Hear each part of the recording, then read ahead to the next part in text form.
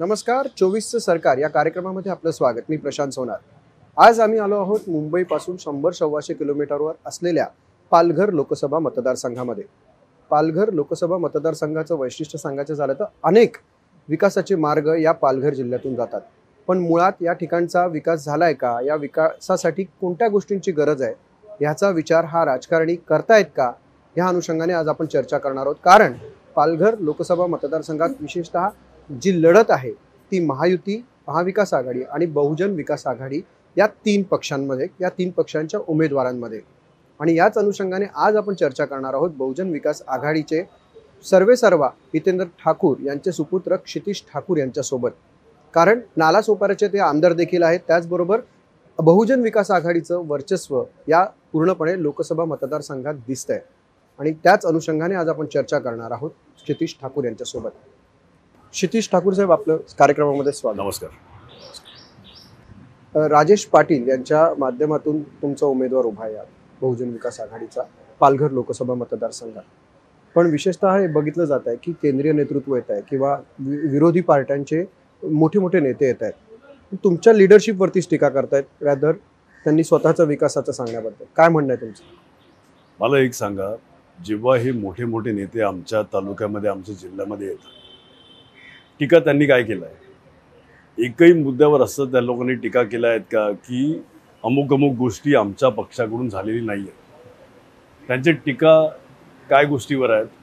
ह्याला मत तर त्याला मत ह्याच्यावर करतात. हा आरोपच होतोय की तुम्ही म्हणजे एकीकडे म्हणतात, काही जण म्हणतात की महायुतीसाठी तुम्ही मदत करताय, काही जण म्हणतात मवियासाठी मदत करताय. 2009 मध्ये पहिल्यांदा आपला खासदार निवडून आला. त्या टायमाला आपला खासदार निवडून आलेला, जिंकलेला, तेव्हा कोणाची मतं खायला उभे होते आम्ही? तेव्हा कोणाची लाट होती? तरी सुद्धा 2009 मध्ये आपला खासदार निवडून आला. 5 वर्षाच्या कारकिर्दीत आपल्या खासदारीने काय काम केली ही आम्ही लोकांपर्यंत पोहोचवली. मध्ये पाईपद्वारा गॅस असेल, वेगवेगळ्या ठिकाणी, वसईला काही ठिकाणी सोसायटीमध्ये पाईपद्वारा गॅस आलेला आहे, सोपाराला काही ठिकाणी पाईपद्वारा गॅस आलेला आहे, विरारला काही ठिकाणी पाईपद्वारा गॅस आलेला आहे. 2011-12ला फॉलोअप केला, टेंडर प्रोसेस झाली. 2013-14ला काम चालू झालं गुजरात गॅस. 2014 मध्ये आमचे खासदार पडले. 10 वर्षामध्ये किती जे निवडून आलेले खासदार, त्या लोकांनी एकही फॉलोअप पाईपद्वारा गॅस अख्ख्या जिल्ह्याला मिळण्याच्या हिशोबाने फॉलोअप केला का? आमचा खासदार जर त्या टायमाला 2014ला निवडून आला असता तर हे पाईपद्वारा गॅस जे आज अमुकच घरांना मिळालेला आहे, अख्ख्या जिल्ह्याला 5 वर्ष आधी मिळाला पाहिजे होता. शेवटी जो व्यक्ती निवडून येतो, जबाबदारी त्याची असते काम करून घेणं. खासदार पडले, तिकडे फॉलोअप करायला कोण नाही, आणि माझी खासदाराला दिल्लीला व्हॅल्यू नाही. जे निवडून आलेले त्यांनी काही केलं नाही आणि त्यांचं तिकीट कट केलं. त्याच्यावरूनच दिसते की त्या समोरच्यांना पण माहिती आहे की हा काय कामाचा नाही. धाणूपर्यंत रेल्वे, चर्चगेट धाणू रेल्वे चालू झाली, त्याची फ्रिक्वेन्सी आज सुद्धा बऱ्यापैकी कमी प्रमाणामध्ये आहे. 10 वर्षामध्ये किती फ्रिक्वेन्सी वाढली? ती कोणाची जबाबदारी होती? जे खासदार आता कट केले तिकीट, त्यांची जबाबदारी होती.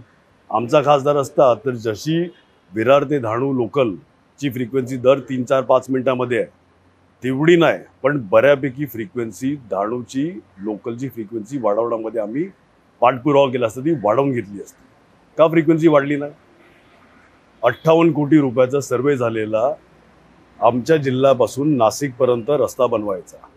58 कोटी मंजूर केलेले आमच्या खासदारांनी. 10 वर्षामध्ये काहीच पाठपुरावा झाला नाही, तो रस्ता तिकडे होऊ शकला नाही. आज आपण महागाईची वगैरे गोष्टी करतो. आमच्या परिसरामध्ये, अख्ख्या जिल्ह्यामध्ये भाज्या कुठून येतात तर नाशिक वगैरेवरून येतात. ट्रक, टेम्पो वगैरे अख्खा तो गोल फिरून भाज्या होलसेलमध्ये आमच्या इकडे येतात. तो रस्ता झाला असता तर बऱ्यापैकी भाजीची किमती कमी झाल्या असत्या. 7% इन्फ्लेशन रेट आहे आज. जगभरामध्ये तुम्ही इन्फ्लेशन रेट बघितले तर 7% हा खूप जास्ती इन्फ्लेशन रेट झाला. सामान्य माणसांचे गरजा एक लक्षात घ्या, डिझेल, पेट्रोल, गॅसचे प्राइसेस वाढले तर प्रत्येक गोष्टीला अफेक्ट ह्या भावांमुळे होतो. तो एक रस्ता जर झाला असता ना आमचा, जे 58 कोटीचा सर्वे झालेला, बऱ्यापैकी या सगळ्या गोष्टींमध्ये फरक पडला असता. कोणाची जबाबदारी होती ती? इकडे तुम्ही बोलले की विरोधक टीका करतात आहेत, 2009 मध्ये कोणाची मतं कापायला आम्ही उभे होते? निवडून आला, ग्रामपंचायतवरून आम्ही डायरेक्ट दिल्लीला पाठवला तो खासदार. ज्या व्यक्तीला अनुभव नव्हता दिल्लीचा, बळीराम जाधव आमचे खासदार, त्या व्यक्तींनी 3,500 कोटी केंद्र शासनातून फक्त आमच्या महापालिकेला मिळवून दिले. मी अख्ख्या जिल्ह्याचं बोलत नाही, फक्त आमच्या तालुक्यामध्ये 3,500 करोड मिळवून दिले. राजेश पाटील ग्रामपंचायत, पंचायत समिती, जिल्हा परिषद, पंचायत समितीवर ओपन सीटवर आदिवासी सभापती होते. 4.5 वर्ष आमदारकीचा अनुभव आहे. एवढी वर्ष बँकेच्या पॅनलवर काम केलेलं आहे, म्हणजे बँकेचं किंवा फायनान्सचं नॉलेज त्यांना आहे. इकडे मंत्र्यांकडून काय बोलायचं, कशी कामं काढून घ्यायची, अधिकाऱ्यांकडून कसं बोलायचं, कशी कामं काढून घ्यायची, ह्याचा अनुभव घेऊन ते दिल्लीला जाणार. माझा साधा प्रश्न आहे, जर मागचे खासदार 10 वर्षामध्ये एवढं चांगलं काम केलं असतं, लोकसंपर्क असता, केंद्र शासनाकडून फंड आणली असती, तर त्यांचं तिकीट कट करायचं कारण काय? म्हणजे हेच कारण आहे त्यामागे? 100%. लोकांना पण लक्षात आलं, खासदार दाखवा न पैसे घेऊन जावा. खासदार कोणाला दिसलेच नाही, आणि दिसले असतील सांगावं त्यांनी, कामं केली असतील. आज विरोधक टीका काय करतायत, ह्यांना मतं दिले तर त्यांना मतं. तुम्ही बोला ना, आम्ही काम काय नाही केलंय? आहे का ताकद? कुठलाही पक्ष वसई तालुक्यामध्ये येऊन सांगू शकतो का की बहुजन विकास आघाडीने हे काम नाही केलं ते आम्ही पूर्ण करतो? एकही पक्ष सांगू शकत नाही. सांगावं उद्धव ठाकरे साहेबांनी की हा, बहुजन विकास आघाडीने हे काम केलं नाही, आमच्या खासदाराला आम्ही हे काम करून देतो. ती ताकद नाही आहे. वाढवण बंदर आज विरोध करायला उतरले आहेत. मुख्यमंत्री होते, युडी मिनिस्टर त्यांच्या पक्षातले होते, 2.5 वर्ष सरकार त्यांचं होतं. आदित्य ठाकरे साहेब एन्व्हायरमेंट मिनिस्टर होते. सुभाष देसाई इंडस्ट्री मिनिस्टर असताना मोठी टाइम्स ऑफ इंडिया पासून, महाराष्ट्र टाइम्स पासून सगळ्या पेपरामध्ये फ्रंट पेज ॲड होती की वाढवण बंदरमुळे किती लोकांचा फायदा होईल. मग त्या टायमाला रद्द का नाही केला? तेव्हा तो तुमचा अधिकार होता. तेव्हा ह्यांनी काय सांगितलं? केंद्राकडे बोट दाखवलं. मग आज तर केंद्रात हे लोक नाही आहेत ना. मग आज हे वाढवण बंदर होऊन देणार नाही हे कशावरून? जेव्हा ताकद होती, जेव्हा पदं होती, मुख्यमंत्रीपासून, इंडस्ट्री मिनिस्टरपासून, एन्व्हायरमेंट मिनिस्टरपासून सगळे खाते यांच्याकडे होते, तेव्हा हा उपक्रम रद्द नाही केला. आज तुम्ही उठून मतांची गरज आहे, निवडणूक आहे म्हणून दारोदारी फिरतात आहेत आणि सांगतात आहेत की आम्ही विरोध करणार. आमची भूमिका जी होती ती आज पण स्पष्ट आहे. पहिल्या दिवसापासून आम्ही वाढवण बंदरला विरोध केलेला आहे. पण तुम्ही वाढवण बंदराला विरोध करताय, मग एकीकडे भाजपकडनं देखील प्रचार असाच पद्धतीने होतोय की तुम्ही विकासाला विरोध करताय का? कसला विकास आणि कोणाचा विकास? 2 इंडस्ट्रियलिस्ट लोकांचा जर विकास बद्दल बोलत असतील तर भाजप बरोबर आहे. ते 2 कोण हे आपल्या सगळ्यांनाच माहिती आहेत. ते पोट झाल्यावर कोणाला देणार? कोणाला देणार आहे पोट झाल्यावर? मग विकास कोणाचा? आमचं म्हणणं, जेव्हा पालकमंत्री साहेबांनी सगळ्या जिल्ह्यातल्या आमदार खासदारांची बैठक घेतलेली, आपला एकमेव पक्ष ज्याच्यामध्ये ठामपणाने वाढवण बंदरला आम्ही विरोध केला. त्या टायमाला हे सगळे कशाला गप्प बसलेले होते? नाही, पण त्या मीटिंगला ते पण सगळे होते. त्याचं फुटेज आहे, रेकॉर्डिंग आहे, मीटिंगचे मिनिट्स आहेत. त्याच्यामध्ये किती लोकांनी विरोध केला हे दाखवावं. आणि विकासाला विरोध, आमचं म्हणणं काय होतं, त्या टायमाला सिटी साहेब म्हणून जे JNPTचे चेअरमॅन होते, त्यांनी सांगितलं की तुम्ही JNPTचे स्थानिक लोकांना बोलवा आणि बघा विकास किती, ते लोक किती खुश आहेत. आम्ही तिथल्या लोकांची चर्चा केली. फक्त ज्या ज्या श्रीमंत लोकांनी तिकडे वेअरहाऊस टाकले, भाडी चालू झाली, त्यांचा विकास झाला.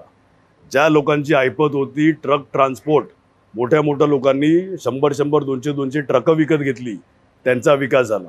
गावकरींचा 1 पैसाचा विकास झाला नाही, मच्छीमारांचा 1 पैसाचा विकास झाला नाही. बोट्या भंगारमध्ये विकायला लागले. विकास कोणाचा? आणि भाजप जर सांगत असतील की आम्ही विकासाला विरोध करतो, सांगावं की गावकऱ्यांचा किंवा मच्छीमारांचा किती विकास होणार आहे. आम्ही मान्य करतो ना. सांगावं ना कोणाचा विकास करणार आहे. विकासचं डेफिनेशन काय? 2 परिवाराला पोट देणं, हा जर विकास असेल तर आमचा विकासाला विरोध आहे. पण आता ही निवडणूक आहे, तुम्ही लढताय राजेश पाटील साहेबांच्या माध्यमातून.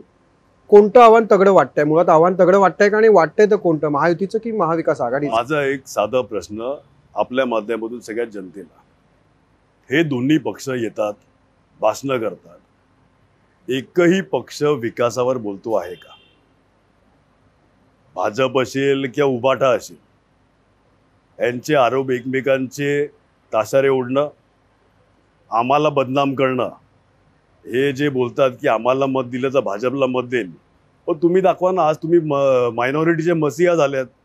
तुम्ही दाखवा किती मुसलमान लोकांना पदावर बसवलंय, किती कॅथलिक लोकांना पदावर बसवलंय, किती बौद्ध धर्माच्या लोकांना पदावर बसवलंय, किती मायनॉरिटी लोकांवर ओपन सीटवर पदावर बसवलंय. आणि समोर आम्ही आमचा रिपोर्ट ठेवतो की आम्ही आमच्या पक्षाने, आमच्या कार्यकर्त्यांनी कुठली कुठली पदं मायनॉरिटीला दिलेली आहेत, सगळ्याच जाती धर्मांना. माझा एक दुसरा प्रश्न आहे, आजपर्यंत आपल्या राज्यामध्ये एवढे सारे मुख्यमंत्री झाले, कुठल्या मुख्यमंत्रीच्या एरिया विभागामध्ये महापालिका असेल, जिल्हा परिषद असेल, 95% स्ट्राईक रेट आहे? दाखवावं मला.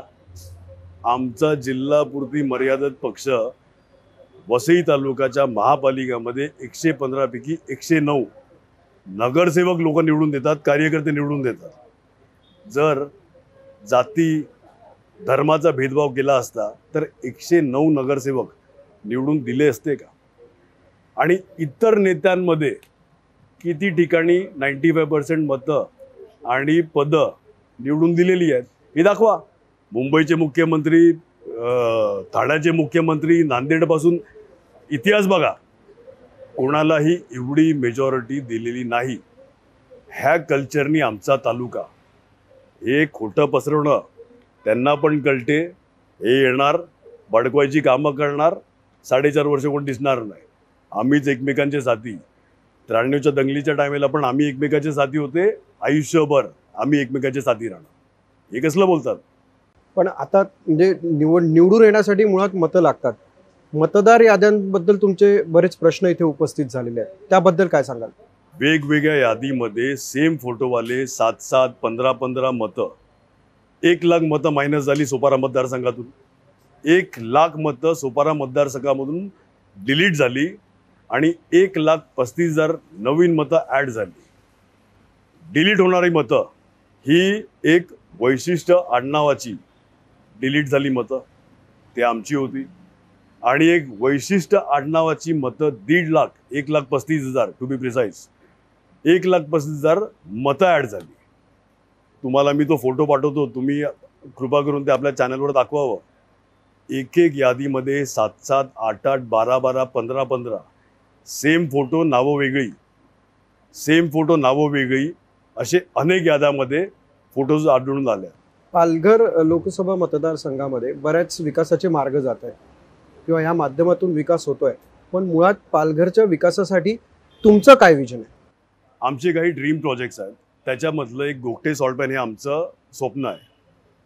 सॉल्ट पॅन हे सेंट्रल गव्हर्नमेंटच्या हद्दीत येते, म्हणजे भले लीज स्टेट गव्हर्नमेंटने दिली असेल तरी त्याची NOC वगैरे मिठागराला सेंट्रल गव्हर्नमेंटची लागते. 2014ला आमचे खासदार पडले मुख्यमंत्री त्या टायमेला पृथ्वीराज चव्हाण, त्यांनी रिमार्क्स दिलेले आमच्या पत्रावर की जसं बँड्रा कुर्ला कॉम्प्लेक्स आहे त्याच धर्तीवर CBD म्हणजे सेंट्रल बिझनेस डिस्ट्रिक्ट हे अख्खं गोगटे सॉल्ट पॅन बनावं. हे त्या टायमेला पृथ्वीराज चव्हाण साहेब मुख्यमंत्री असताना रिमार्क्स आहेत. आमचे खासदार पडले, गेल्या 10 वर्षामध्ये आम्ही फॉलोअप करतात आहेत. पियुष गोयल साहेब जे केंद्रीय मंत्री होते, त्यांना मुंबई स्लम फ्री करायचं आहे आणि त्यांचं स्वप्न की त्या सगळ्या झोपडपट्टी वसई विरारमध्ये ह्या गोगटे सॉल्ट पॅनवर टाकावं. आम्ही ह्यांना मदत करणार. आमचं जे स्वप्न आहे की इथला माणूस इथेच नोकरी केली पाहिजे, इथेच व्यवसाय केला पाहिजे आणि खर्च पण इथे केला पाहिजे. कशाला नोकरीसाठी आम्ही मुंबईला जायचं? आणि जे आपण कमवतो ते खर्च करायला पण आम्ही मुंबईला जायचं? मग काय झोपायला वसई विरार किंवा पालघर जिल्हा जायचं? आपला जर खासदार असता तर सेंट्रल गव्हर्नमेंटमध्ये पाठपुरावा करून तो गोगटे सॉल्ट पॅन सारखा मोठा प्रकल्प त्याचा पाठपुरावा झाला असता, तो महापालिकाला मिळवून दिली असती ती जागा, त्याच्यावर इन्फ्राचं काम चालू झालं असतं. इकडे ज्या पद्धतीने आता इन्फ्रास्ट्रक्चर असलं पाहिजे, कुठे वाढलं गेल्या 10 वर्षामध्ये? हे लोक आपल्यावर विकास कामावर एकही आरोप करू शकत नाही. म्हणून हे काय, ह्याला मत तर त्याला मत, मर्दासारखी लढा, करा ना आरोप की हा विकास काम झाला नाहीये, ते बोलू शकत नाही. आमचा प्रचार पण कसा चालतो, प्रत्येक ठिकाणी जाऊन लोकांची चर्चा करतो, त्यांची अडीअडचणी समजून घेतो, त्याच्यावर उत्तरं देतो. उत्तरं माहिती नसतील तर आम्ही सांगतो की आम्हाला इलेक्शन नंतर आठवण करा, आम्ही उत्तराख्य मार्ग काढून घेऊ. हे काय करतात, येतात, तुम्हाला ज्ञान देतात, तुमची अडचणी तुम्हाला नाही माहिती, ह्या नेत्यांना माहिती आहे. महिलांसाठी तुमच्या पक्षाचं धोरण काय?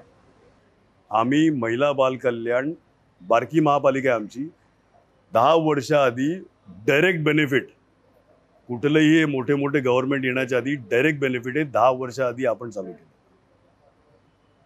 50% पेक्षा जास्ती डिलिव्हरीज हे आमच्या महापालिकेच्या हॉस्पिटलमध्ये होतात. 21,000 डिलिव्हरीज आज वर्षाला महापालिकेच्या हद्दीत होतात.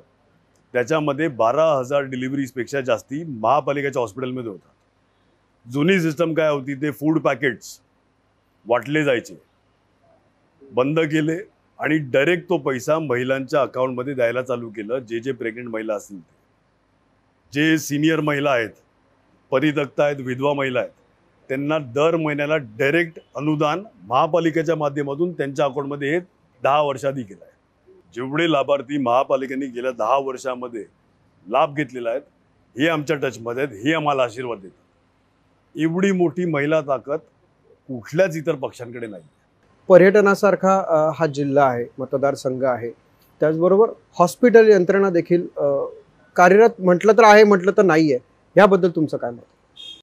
डिलिव्हरीसाठी आपल्याकडे इन्फ्रास्ट्रक्चर नाही आहे. 50 किलोमीटर मुंबईवरून आपण गुजरात बॉर्डर लागून, दोन्ही बाजूला ज्याप्रमाणे डेव्हलपमेंट आहे, आज पालघर जिल्ह्यामध्ये वसई तालुका सोडला तर त्या परिसरामध्ये हे बेसिक गोष्टी आजपर्यंत का नाही झाले. आमचं जे विजन आहे की 4 हॉस्पिटल्स वसई तालुक्यामध्ये आणि मोठे हॉस्पिटल जे डिस्ट्रिक्ट प्लेस आहे पालघरमध्ये असेल आणि त्याचे सब डिव्हिजन्स 7 तालुक्यामध्ये, जव्हार, मोखाडा, तलासरी, वाडा, विक्रमगड, बोईसर, पालघर, हे पसरलेले जे सिटी एरियाज आहेत किंवा लोकेशन्स आहेत, सब डिव्हिजन्स, ह्याचं जाळं पसरला पाहिजे. त्याच्यामध्ये एक सोपाराला आपल्याला शासनाची जागा आयडेंटिफाय झाली, त्याच्यामध्ये 2.5 लाख फुटाचं हॉस्पिटल आपला प्लॅन झालेला आहे. त्याच्यावर स्ट्रक्चरल इंजिनियरचं काम चालू आहे. इलेक्शन संपल्या समजत त्याच्यातलं टेंडर निघेल. त्या एक हॉस्पिटलला लागणारी रक्कम 400-500 कोटी लागणार, एक हॉस्पिटलचं मी बोलतो. असे जर 4 करायचे असतील तर 1,500-2 हजार करोड रुपये फक्त वसई तालुक्याला हॉस्पिटलसाठी फंड लागणार. आमच्या महापालिकेचं बजेट 2700 कोटी आहे. जर हे फक्त 4 हॉस्पिटल करायचे असतील तर तो पैसा कुठून येणार? खासदार ह्यासाठी महत्वाचा आहे. पण मुळात शिट्टी देखील पळवण्याचा प्रयत्न झाला होता उमेदवाराची तुमच्या. प्रत्येक इलेक्शनमध्ये मी 2 उदाहरणं देतो. 2014 मध्ये हे अख्खा महाराष्ट्रामध्ये वेगवेगळे लढलेले 288 सीट पैकी फक्त 1 सीट ह्या लोकांच्या युत्या झालेल्या. हे जे बोलतात की आमचं मत म्हणजे अमुक पक्षाला मत, 2014च्या इलेक्शनमध्ये हे एकमेकांना शिव्या घालत होते. फक्त वसईमध्ये हितेंद्र ठाकूरांना पाडायचं म्हणून त्यांची युती होती. 2014ची इलेक्शन लढून झाली का हे परत एकत्र येऊन बसले आणि आता मोठा भाऊ छोटा भाऊ, हे आपणच मीडियामध्ये बघितलं असेल, हे मोठा भाऊ छोटा भाऊ करतात. प्रत्येक इलेक्शनमध्ये आमच्या विरुद्ध हे लोक एकत्र मिळून लढले. मग ती महापालिका असेल, जिल्हा परिषद असेल, ग्रामपंचायती असतील. गेल्या इलेक्शनला आम्हाला शिटी निशाणी ही का मिळू नये त्यासाठी वेगवेगळे पक्षाचे लोकांना उभे केलेले, त्यांच्याकडून फॉर्म भरून लावले आणि शिट्टी आमची निशाणी पळवली. तेव्हा आमची निशाणी बदलली, लोकांपर्यंत पोचले आम्ही. ह्यावेळेस पण 3 पक्षाच्या उमेदवारांनी निशाणी शिट्टी मागितलेली. खूप प्रयत्न केले आमची निशाणी पळवायला, बाद झाले म्हणून आम्हाला शिट्टी मिळाली. हे दोन्ही पक्ष लागलेले ना, हे 3 पक्ष जे उभे केलेले शिट्टी निशाणी पळवायला. म्हणजे प्रत्येक ठिकाणी चिटिंग कशी करायची, बिलो द बेल्ट वार कसे करायचे, दिशाभूल लोकांची कशी करायची, ह्याच्यामध्ये कुठेच मागे पडत नाही. विकासाच्या मुद्द्यावर हे आजपर्यंत वसई विरारमध्ये कधी बोलले नाही, बोलणार नाही. फक्त लोकांची दिशाभूल, अमुक जाती, अमुक धर्म ह्याच्यामध्ये आग लावायचे प्रयत्न, भडकवायचे प्रयत्न, खोटा प्रचार करायचा, हेच या लोकांनी आजपर्यंत आयुष्यभर केलेलं आहे. लोक समजदार आहे, त्यांना माहिती आहे की सेक्युलर कोण आहे, सगळ्या जाती धर्माला घेऊन चालणारे कोण आहे. कालपर्यंत हे कोणाला शिव्या देत होते, आज हे वेगळे झाले आहेत. कालपर्यंत हे दोन्ही पक्ष कुठल्या जाती आणि धर्माला शिव्या देऊन देऊन मोठे झालेले आहेत, हे लोकांच्या पण लक्षात आहे. कोणी तोडलं, कोणाच्या कार्यकर्त्यांनी तोडले 17 मिनिटांमध्ये, हे कुठला पक्ष क्रेडिट घेत होता कालपर्यंत, आज सेक्युलर झालाय. जैन समाजाच्या देरासरासमोर चिकनचे तुकडे घेऊन जाणारा कुठला पक्ष होता हे लोकांना माहिती आहे. म्हणजे जो पक्ष हिंदूंचा पण झाला नाही, जैनचा पण झाला नाही, तो मायनॉरिटीचा कुठून होणार आहे. गेल्या मीरा भाईंदरमध्ये देरासरासमोर मग कुठलंही धार्मिक स्थळ असेल, रिस्पेक्ट असला पाहिजे. आपण हिंदू आहेत त्याचा अर्थ हे नाही की दुसऱ्या जाती धर्माचा अपमान करायचा. त्यांनी त्यांच्या धर्माचं पालन करावं, आपण आपल्या धर्माचं पालन करावं, एकमेकांना रिस्पेक्ट देऊन राहावं. काय पद्धतीने हे लोक वागतात. जे हिंदूंचे झाले नाही ते मुसलमान आणि कॅथलिकचे कुठून होणार आहेत, आणि हे लोकांना बरोबर माहिती. तुमचे दरवाजे कोणासाठीच उघडे नाहीत. आम्ही जे आमच्या लोकांची कामं करतील, जे सेक्युलर माइंडसेटचे असतील, सगळ्या जाती धर्मांना एकत्रित घेऊन चालतील, कुठल्याही वेगवेगळ्या जाती धर्मांचा न अपमान करणारे, त्यांच्यासाठी आम्ही सपोर्ट करतो. आमचा इतिहासच आमचा तो आहे.